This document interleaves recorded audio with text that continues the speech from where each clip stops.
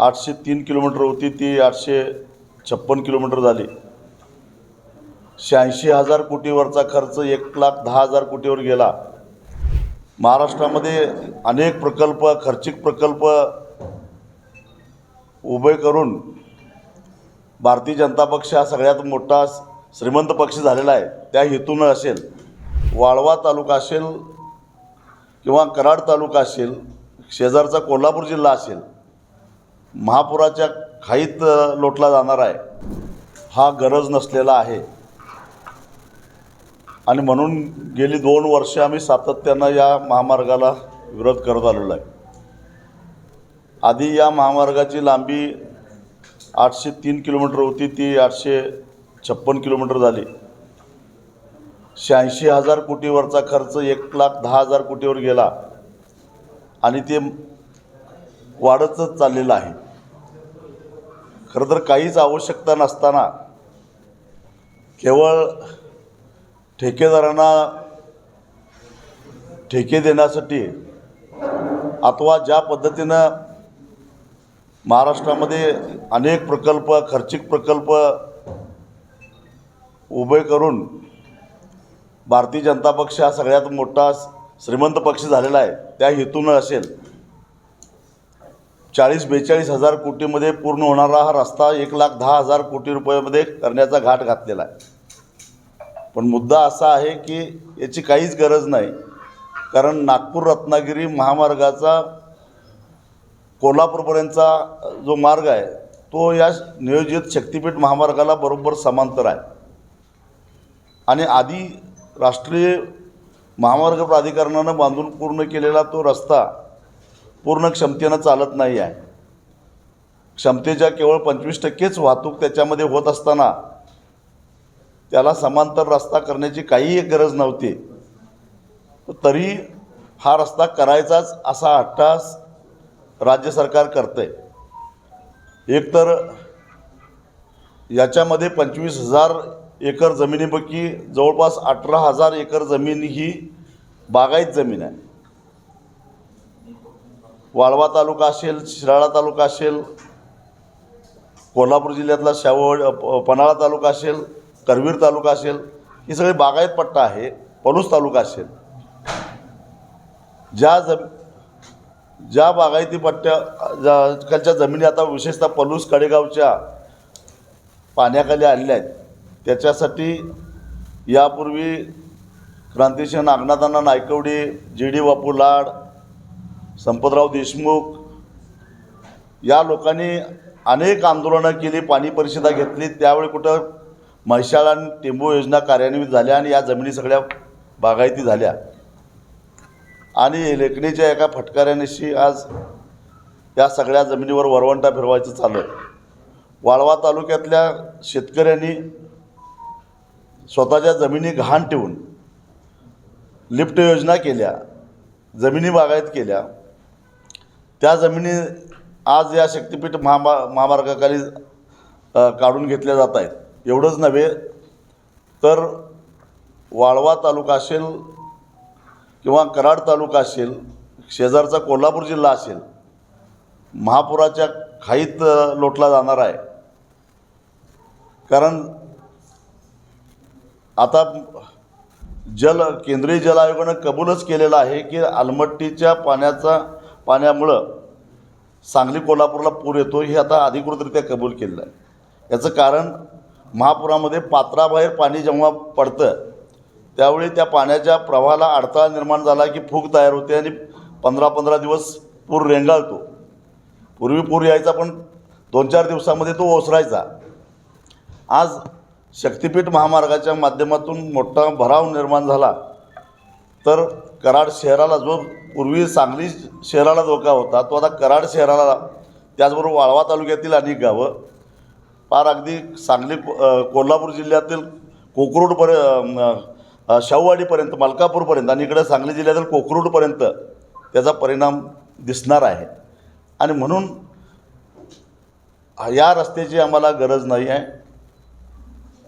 हे 1,10,000 कोटी रुपये शेवटी प्रवाशांना त्या रस्त्यावरून प्रवास करत असताना टोलच्या माध्यमातून परत द्यायचे आहेत। आधीच महाराष्ट्रावर प्रचंड कर्ज असताना 1,10,000 कोटी कर्जाची गरज नाही आणि म्हणून हा रस्ता रद्द करावा. आम्ही 12 जिल्ह्यामध्ये जाऊन आलेलो आहोत. 16 तारखेला आमचे परभणीला मोर्चा आहे, 17ला हिंगोलीला आहे. सगळीकडं शेतकऱ्यांचा विरोध आहे आणि म्हणून सांगली जिल्ह्यातल्या शक्तिपीठ बाधित, त्याचबरोबर शक्तिपीठ महामार्गामुळं संभाव्य पूरबाधित या सगळ्या शेतकऱ्यांना घेऊन आम्ही 21 ऑगस्टला क्रांतिसिंह नाना पाटील यांच्या पुतळ्यापासून जिल्हाधिकारी कार्यालयावर सकाळी 11 वाजता एक प्रचंड मोठा मोर्चा काढणार आहोत आणि त्या मोर्चाच्या माध्यमातून सरकारला आम्ही इशारा देणार आहोत की संयुक्त मोजणी करण्यापासून आम्ही त्याला अडथळे आणू, कारण शक्तिपीठ महामार्ग हा शेतकऱ्यांना नको असलेला महामार्ग आहे.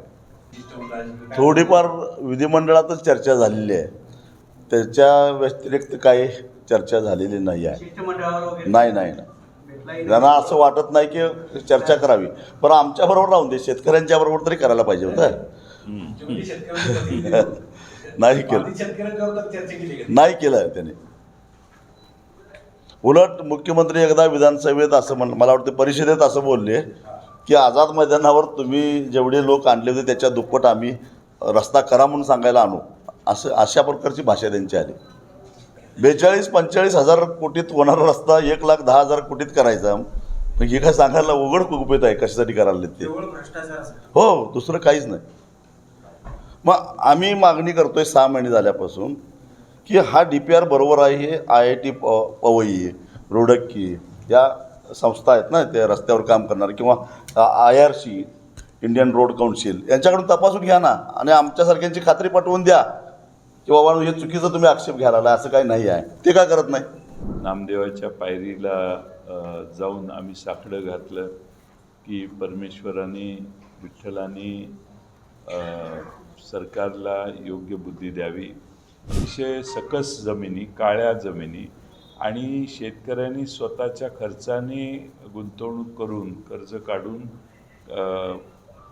इरिगेटेड केलेल्या जमिनी या सरकारने घेणं टाळलं पाहिजे. फक्त जमीन जाणाऱ्यांचं नुकसान नाही आहे, तर जमीन रस्ता गेल्यावर ती एक मोठी भिंत, चीनची भिंत जशी असते तशी ती भिंत तयार होते. 21 तारखेला शक्तिपीठच्या विरोधी जनतेच्या भावना व्यक्त करण्यासाठी 11 वाजता सांगलीमध्ये मोर्चाचं आयोजन करण्यात आलेलं आहे.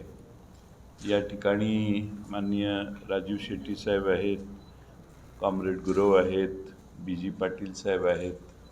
त्याचबरोबर या पत्रकार परिषदेत विश्वजित कदम हे देखील उपस्थित राहणार होते, पण काही कारणाने उपस्थित राहू शकले नाही.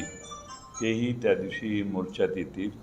खासदार विशाल पाटील यांच्याशी राजू शेट्टी साहेब संपर्क साधलेला आहे. त्यामुळं या जिल्ह्यामध्ये शक्तिपीठ महामार्गाची आवश्यकता नाही आणि तो शक्तिपीठ महामार्ग होऊ नये अशासाठी यापूर्वी अनेक ठिकाणी सभा झाल्या आहेत, मोर्चे झाले आहेत, आंदोलनं झाली आहेत. काही दिवसापूर्वी पंढरपूरला एक सभा आणि मोर्चा झाला. नामदेवाच्या पायरीला जाऊन आम्ही साकडं घातलं की परमेश्वराने विठ्ठलाने सरकारला योग्य बुद्धी द्यावी. प्रचंड पैसे खर्च करून ज्या भागातून आपण मार्ग काढतोय त्या भागात आधीच दळणवळणाच्या चांगल्या सुविधा आहेत. त्यामुळं लोकांच्या जमिनी घेणं हे योग्य होणार नाही.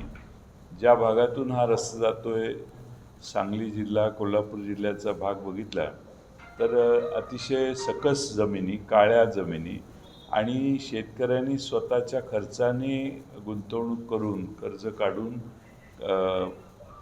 इरिगेटेड केलेल्या जमिनी या सरकारने घेणं टाळलं पाहिजे अशी आमची सुरुवातीपासून भूमिका आहे.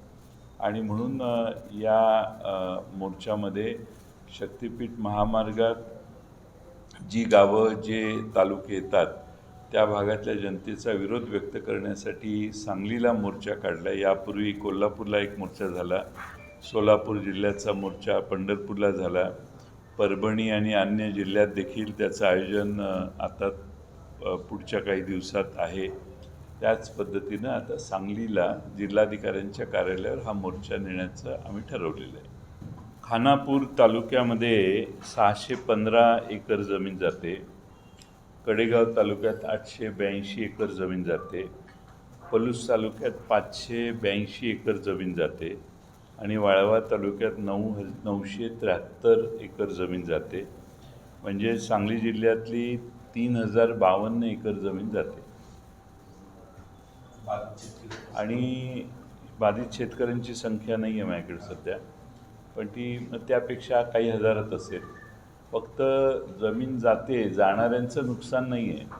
तर जमीन रस्ता गेल्यावर ती एक मोठी भिंत, चीनची भिंत जशी असते तशी ती भिंत तयार होते आणि तेच गाव जे हजारो वर्ष गुण्यागोविंदानं राहतं त्याच गावातल्या शेतकऱ्यांचे 2 तुकडे होतात. इकडच्याचा तिकडच्याशी संबंध राहत नाही. शेती इकडं निम्मी आणि तिकडं निम्मी असेल तर करणं अशक्य होतं, परवडत नाही. आधीच शेती परवडत नाही आणि बंदिस्ती एवढी मोठी होते की इकडचं पाणी तिकडे जात नाही, तिकडचं पाणी इकडे जात नाही. पाण्याचे प्रवाह रोखले जातात आणि नैसर्गिक नाले आणि नद्याला जे पाणी जातं वाहून, प्रचंड पाऊस होतो आपल्या सगळ्यांना माहिती आहे. तर ते पाणी नाही गेलं तर नवे संकट त्या छोट्याशा गावावर निर्माण होऊ शकतात.